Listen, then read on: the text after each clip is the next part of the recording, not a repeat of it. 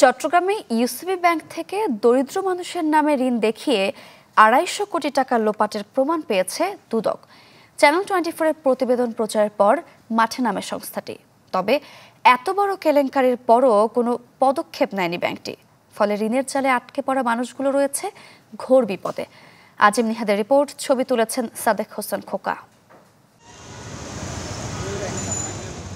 কক্সবাজারের ঈদগড় ও বান্দরবনের বাইশারীর ২২ জন দিনমজুরের নাম ব্যবহার করে ইউসিবি পিএলসির চট্টগ্রামের চকবাজার শাখা থেকে ২৫০ কোটি টাকা তুলে নেয় সাবেক মন্ত্রী সাইফুজ্জামান চৌধুরীর আশীর্বাদপুষ্ট একটি চক্র, যা উঠে আসে চ্যানেল 24-এর অনুসন্ধানে।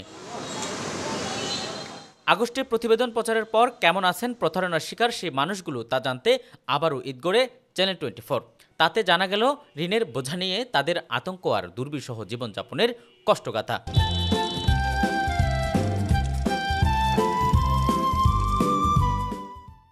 আমার স্বামী যখন নোটিশের খবর শুনছে, আমার দেশ থেকে পলাতক হয়ে গেছে বাচ্চা কাচ্চা নিয়ে। আমি অনেক কষ্টে জীবনযাপন করতেছি। এখন আমাকে বলছে ব্যাংকে তুমি গেছো না, আমি ব্যাংক দেখিও নাই, চিনিও নাই, আমি ব্যাংক যাইও নাই। বাসায় ছেলেবেলে আছে, ছেলে মেয়ে আছে, ওদেরকে নিয়ে বিষ খাওয়া ছাড়া কোনো আর উপায় নেই আমাদের। কোনো একটা সরকারের কাছে আমরা সুরক্ষা পাইতে চাই। মামলা টামলার পর্যায়ে যদি কোনো ধরনের আমাদের করা ছাড়া, সুইসাইড করা ছাড়া আর কিছু থাকবে না। সরকারকে বলতে চাই আমাদেরকে এখান থেকে ব্যাংক লোন থেকে রেহাই দেওয়ার জন্য। প্রতারক চক্রের সহযোগী ছিল স্থানীয় আবুল কালাম, নুরুল আনোয়ার, মুস্তাফিজ ও শাহজাহান।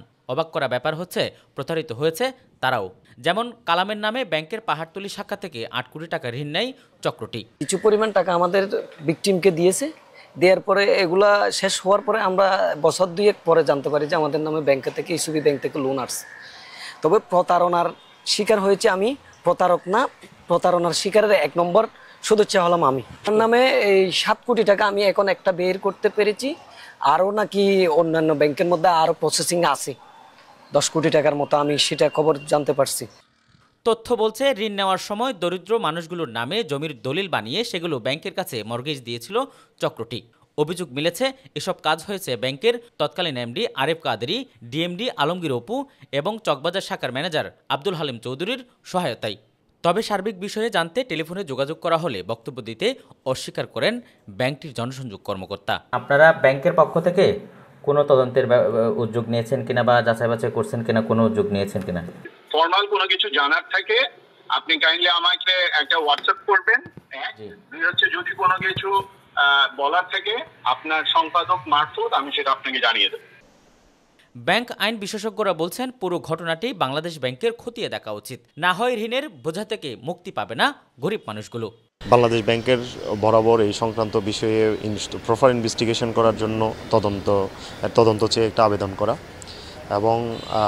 এবং সেটা যাতে বাংলাদেশ যে ফিনান্সিয়াল ইন্টেলিজেন্স ইউনিট আছে সেই ইউনিটের মাধ্যমে যদি এটা তদন্ত হয় তাহলে প্রকৃত সত্যটা বের হয়ে আসবে।